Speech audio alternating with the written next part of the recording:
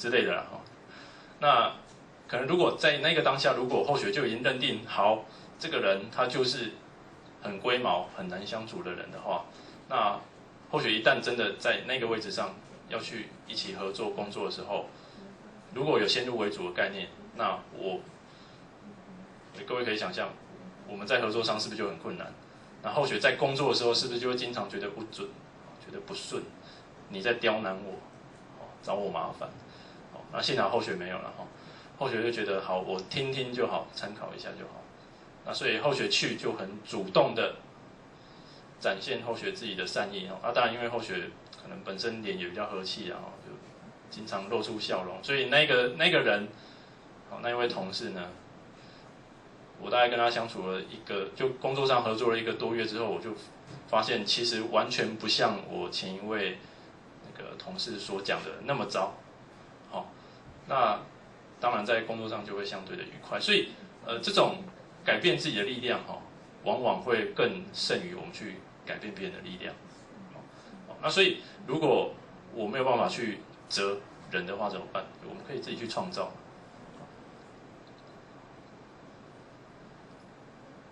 刚刚有提到一个千金买邻的故事，我想各位应该也大概都有听过，就是有一个人花了1100两的黄金去买了一个很有名的忍者的房子，隔壁的房子啦。然后人家问他说：“这个房子值1100金吗？”他说：“没有，这个房子只值100金。那另外1000金呢，是为了买他的德性，因为我常常跟他在一起呢，就会改变我的想法，所以这叫千金买邻。”那大概也是类似的意思。好，那后学再进一步来衍生"责不处人，焉得志"这句话。那这是后学自己的理解。当后学看到"责"这个字的时候，第一个想法就是，其实上帝或是我们的老母娘，他都赋予我们一个很伟大的能力，叫做自由意志。什么叫自由意志？就是每个人都有自己选择要往哪一条路走的能力。各位可能会觉得说，我得出世的这个家庭，我怎么突然变台语？我就出生在这个家庭，然后我家里面给我的资源就这么多，我出生就这么笨，我出生就这么矮，就这么胖，之类的，我们常会这个埋怨自己所得到的太少嘛。那凭什么说我有选择的能力？有，绝对有。那因为就算我们资源有限，可是我们的心念是可以无限宽广的。各位可以思考一下这句话。所以我们在面临每一个选择的时候，其实都是有自己选择的能力，包括说，我如果明天要考试，我可以选择我现在要好好念书，还是我现在要先去睡个觉再起来念。这2种想法可能就会有不一样的结果，当然也可能结果一样不好，但是这个结果跟我们所做的行为并不是完全全然相依啊。那这个后学不解释。所以一个人最伟大的地方就是有自由意志，我们可以选择自己变得更好，或是变得更不好。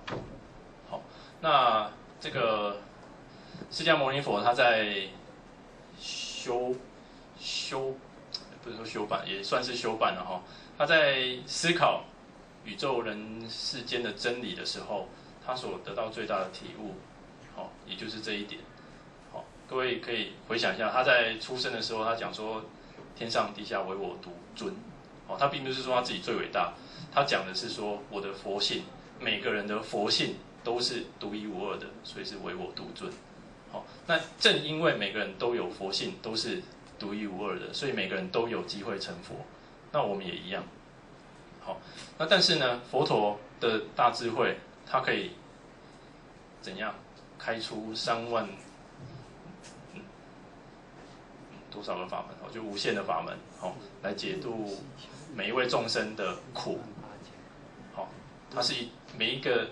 众生的苦难，它都有一个对应的解药给他。但是如果众生不服药的话，众生如果不服药，他可以解脱吗？没有办法。所以这个自由意志的伟大就在这边，我可以选择吃这个药，或是我可以选择不吃这个药。所以呢，孔夫子也跟我们讲你是有选择的能力的你可以择，但是要不要选择在有人的地方，就看你自己有没有智慧。所以这个处人呢，就是我们随时不只是外在环境而是指我们自己的心境。我们自己经常把我们心境跟修养放在这个人的境界的话，那当然我们的智慧会与日俱增，我们心情也会更加美嘛。因为夫子跟我们说，以人为美，只要我们经常跟人在一起的话，那自然就会美好了。好，焉得志？那这句话又回头过来呼应到后学刚刚讲的每个人都有自由意志，都有择的能力。那影响我们会不会做出好的选择、正确的选择的关键，就在于我们有没有智慧嘛？应该同意吧？当我们理解到，什么是真正的苦，什么是真正的乐的时候，那你自然就会做出离苦得乐该有的选择。那这个者对孔子来讲，他只跟我们讲说，你只要选择呢，自己的心境常常放在人，那你只要选择呢，常常跟仁者在一起相处，跟他们住在附近，那你当然呢就会可以选择出一个正确而美好的选择，可以得到这个真正的智慧。那这个真正的智慧，就是回到我们一开始所讲的，是一个可以帮助我们安居乐业，那立身处世的真正的智慧。